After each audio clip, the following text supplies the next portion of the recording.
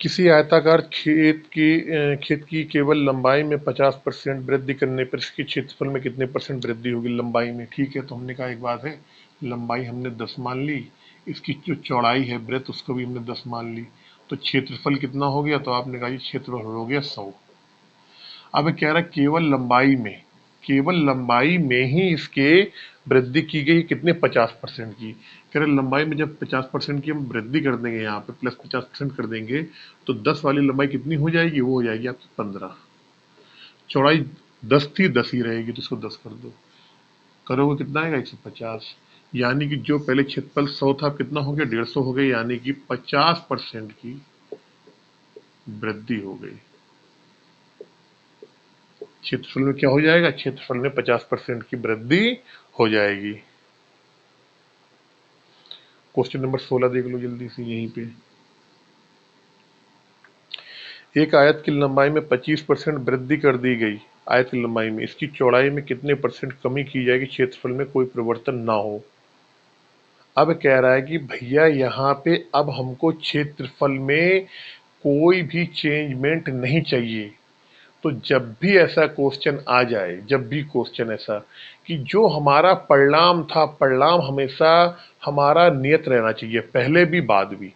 तो एक काम करते हैं, इसका निंजा ट्रिक, इस क्वेश्चन की निंजा ट्रिक जो है वो क्या है, वो ये है कि आपने कहा जी लंबाई, सुनना मेरी बात, लंबाई एल को रख लिया हमने, कह रहा लंबाई में कितने परसेंट की वृद्धि कर दी गई, तो आपने कहा जी लंबाई में वृद्धि कर दी गई 25% की।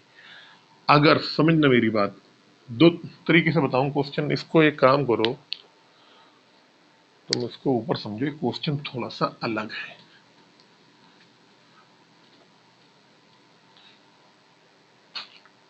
क्वेश्चन नंबर 16, पहला तरीका, सेकंड तरीका। कह रहा लंबाई जो है, लंबाई, इसमें लंबाई में 25% की वृद्धि कर दी गई। अगर हमने एल को यहाँ पे 10 माना, समझना, तो अब जो एल हो जाएगा वो कितना हो गया, तो आप यहाँ पे 25% की वृद्धि, 25% प्लस, तो इसकी वैल्यू कितनी आ जाएगी, तो आपने कहा जी 12.5। अब जो लंबाई हमारी आ गई वो कितनी आ गई, 12.5 आ गई।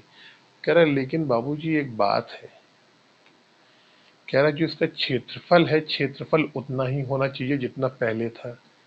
ये पहले वाली कंडीशन है, ये नई वाली कंडीशन है। तो हमने कहा एक काम करो, लंबाई का रेशियो निकाल लो। आप क्या करो, आप लंबाई का रेशियो निकाल लोगे तो क्वेश्चन थोड़ा छोटा हो जाएगा। कैसे होगा देखो, तो अगर ये 100 है तो 125 है, ठीक है। अगर ये 100 हो जाएगा, समझना मेरी बात, अगर हम यहाँ 100 माने होते तो लंबाई कितनी आती, लंबाई 125 आती। क्योंकि कह रहा है कि लंबाई में 25% की वृद्धि कर दी गई, 100 में 25% की वृद्धि करोगे 125 आएगा। अब इसे काट छाट लेते हैं, 25 चौको 100, 25 पंचे 25। हम ये जान गए कि पहले लंबाई 4 थी, तो अब लंबाई कितनी हो गई, 5 हो गई।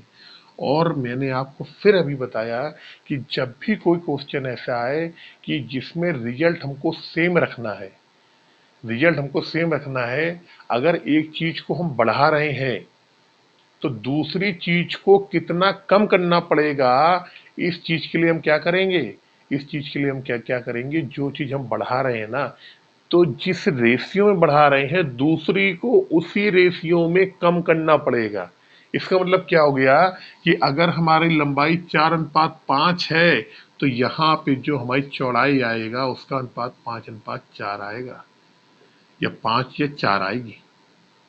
तभी तो देखो, 4×5 = 20, यहाँ 20 आ गई क्षेत्रफल, 5×20 यहाँ भी 20 आ गया। दोनों में क्या है, क्षेत्रफल आपका सेम है। हमें ये तो चाहिए जितना हमारा पहले क्षेत्रफल आ रहा था उतना हमारा क्षेत्रफल बाद में भी आए।